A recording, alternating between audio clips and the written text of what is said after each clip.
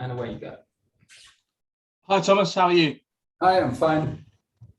Thomas, just going back to last season's success in the Champions League, do you rank that as the greatest achievement of your managerial career?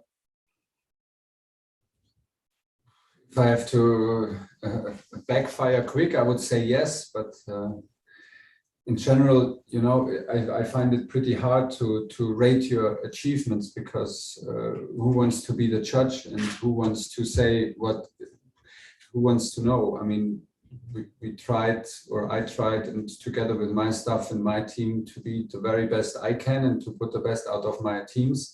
And I did it when I was an under 14 coach in the youth academy.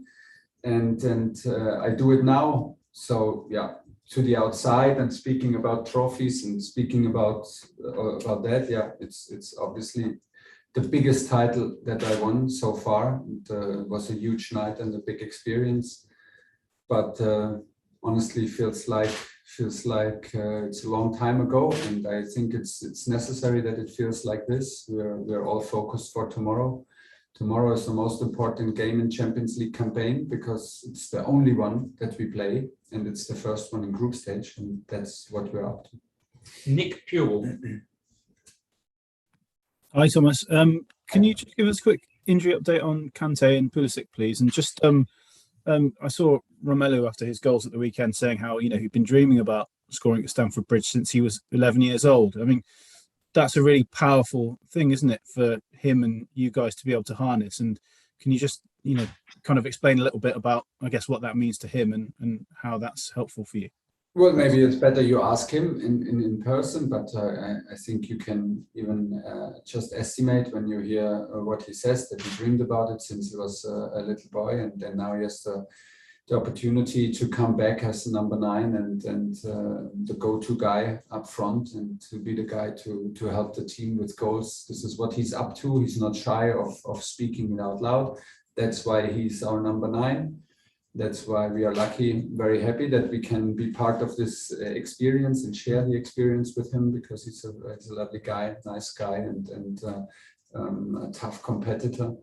And we all know how important it is to have a good start for strikers and to not wait too long for their goals. So we are very happy that he helps us with his goals, and he has this experience so early in the season, first game at Stamford Bridge, and hopefully he can continue tomorrow to score and be decisive for us. Injury update. The injury update is Christian did not train with us.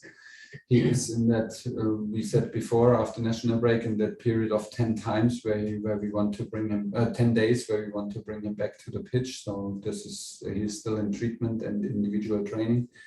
N'Golo had 2 training sessions yesterday and today, but Champions League game comes a bit too early. We don't take the risk now at this moment of the season. So we decided to give him another load tomorrow in training. Then he will have a day off with all of us, and then he will rejoin team training on Thursday, Friday, Saturday to be absolutely fit for and ready for Tottenham game. Dave Heitner. Hi, Thomas. Can you hear me? Yes. Simple question from me, Thomas. How has winning the Champions League changed your mentality? Mine personally? Yeah. You feel different? For some days I felt different, yeah. I felt pretty good. But it's a tough one. I think that it's in the end, nothing is like winning. You can ask me. I reached the final. I was lucky to reach the final with my team the season before, and I had the feeling that it's a big achievement. But not to do the last step is a huge difference when you realize what it means when you do it. Like the perception from outside, the joy, the experience, the confidence that your team gets by winning it. It's like, I experienced this for the first time maybe in academy when we were able to win the German title with the under 19 of Mainz, and I was in charge as the head coach. And we had the feeling to be qualified for semi-final and final was already a big achievement. But when you do the last step, it's nothing compared to it. Then it really changes something, I think, for everybody. But the most important is not to look back. The most important is to keep the feeling and to keep the hunger, because that feeling feeds, like also creates a hunger for more, and it's addictive.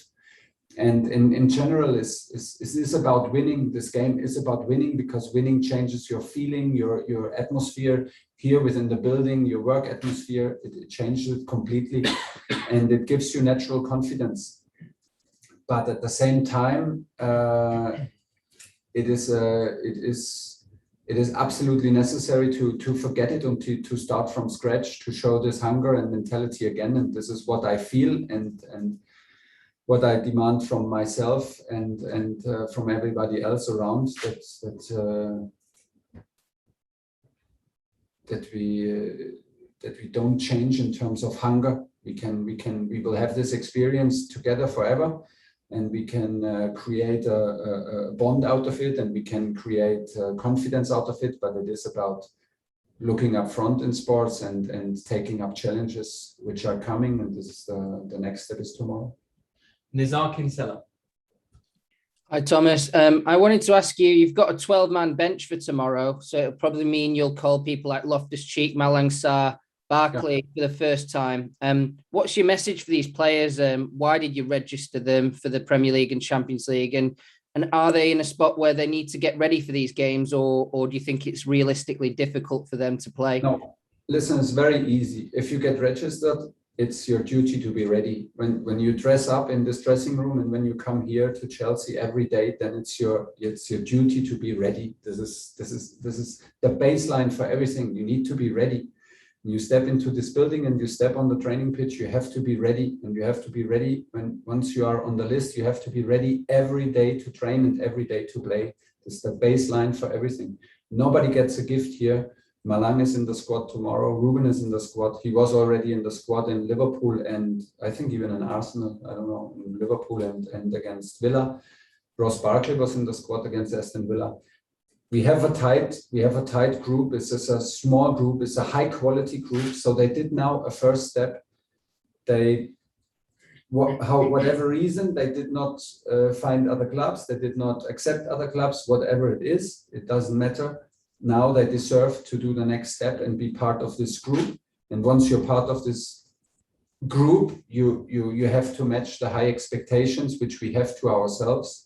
And this is as simple as I said. You have to be ready. So when they are in the group, then they need to do everything to be match ready. I have the feeling that they are. Otherwise, we would not have put them on the list, and otherwise they would not be on the bench. But they're showing a good mentality. They put their personal situations aside. They live it day by day. And this is what we demand. And from there, no promises are made, but anything can happen. Arthur Quezada, TNT. Hello, Thomas. Are you hearing me? Well, yeah. All right. Loud and clear. Yeah, right. At the beginning of the last Champions League, Chelsea was not appointed as one of the candidates for the title. Now you are the current champions. Can we put Chelsea among the favorites this season?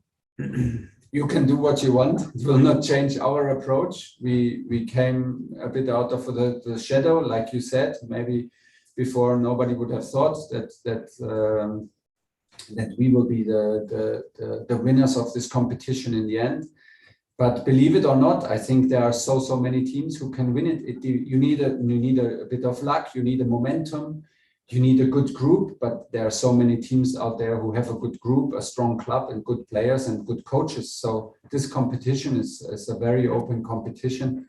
And like you also see in other sports, it's anything is possible if you believe, if you have a momentum, if you have luck. And this is what we had. We had a strong bond, and it was not like we did not deserve to win it. In the end, we were maybe a bit of a surprise to win it, but it was not undeserved. So this can happen to anybody, and this is how we start. We start from scratch. We start with 0 points. Zenit comes here with 0 points, 0 goals. So everybody has the same chances, and it's that the target is to reach our own top level every single game. If we do this, anything is possible. If we don't do it, we will not have a chance to belong in Champions League. It's as easy as that.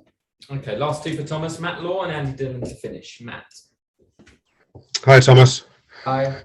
Could I ask you about Ben Chilwell, please? He played in the Champions League final for you, and rather surprisingly, that's his last minute of football, either for club or country, since that moment.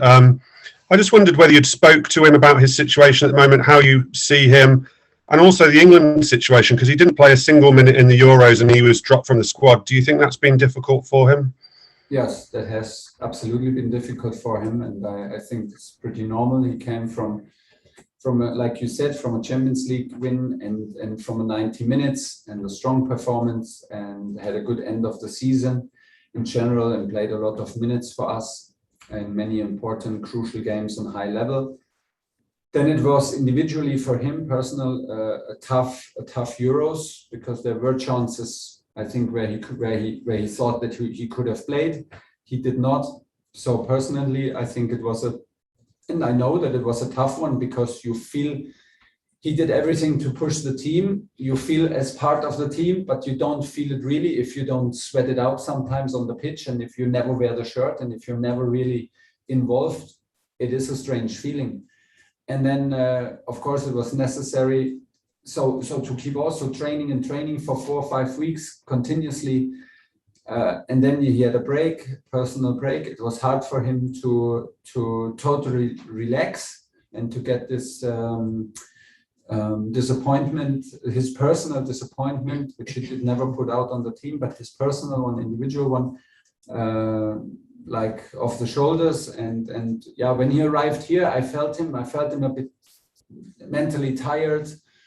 A bit like still worrying about the situation, and at the same time he had to accept. So he was very unlucky, I think, like also now during the start of the season, because Marcus was here the whole preseason. He did every single training session, and he took this opportunity so great, and with such a huge quality and attitude. So Marcus was crucial for us from the first day in training, and then he delivered on Chile's position, and these are some two specialists for the same position, so this is a tough competition for both of them. We had some talks with Chile about the situation. He knows that I would have done the same thing if it would have been the other way around, to trust him if he was here and showed this kind of personality and attitude like Marcos did. And I think they are like concurrents, but at the same time they push each other, and there are no further worries for Chile. He has to just be a bit patient and keep on training. He is now. It took some time. He had to give him a little bit of time to be a bit more patient with himself, to find the joy again, and to find things a little bit more easier on the pitch, and to not want to force it too hard. And this is where we are now. And unfortunately, we only had 3 substitutes in the last matches in Premier League. Otherwise, we would have made him play some minutes.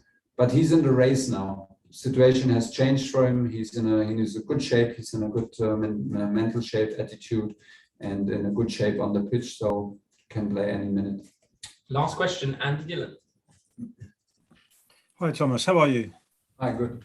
Good. I was going to ask a little follow-up question on Ben, but more importantly, may I ask about you? You were talking earlier in the press conference about not doing the final step with PSG, and then you did the final step with Chelsea, but you didn't do the early step with Chelsea. You came in kind of halfway through. I just want to explore your mind and do you feel like you would need to go the whole way with Chelsea now to truly consider it your win in the Champions League? You know, I never was never a problem for me to accept and totally accept the work from Frank that he has done throughout group stage. Of course, this is what I accept, and this was the situation when we came in. But it still feels like my title does not feel like half a Champions League that I won, and I absolutely accept that Frank has his part in this. This is like it is. But in the moment of the final, I was responsible, and during the knockout games, so it felt in this moment like my team, and like that we are together in all this, and this does not mean that we deny the work and the effort that Frank did. So do we have the feeling that we have something, or me personally, that I have something to prove, that I can bring teams through group stage? No, no, this has nothing to do with it. And your question implies that we want to win it again, but we also need to accept like how tough this is. Nobody's shy here to admit that we fight for any competition we play in. So when we play Champions League, we fight for the maximum outcome. And this is tomorrow 3 points. It might sound super boring, but it's like this. And we want to have a good start tomorrow, and we need to start from scratch. And let's see how long this journey takes us. Hopefully, I can prove to you and myself that I can make it all the way. But it's a bit early to talk about it. And so, no hard feelings so far. We go with a positive feeling tomorrow, and this is very important in it. Okay, leave it there. Thank you, everyone.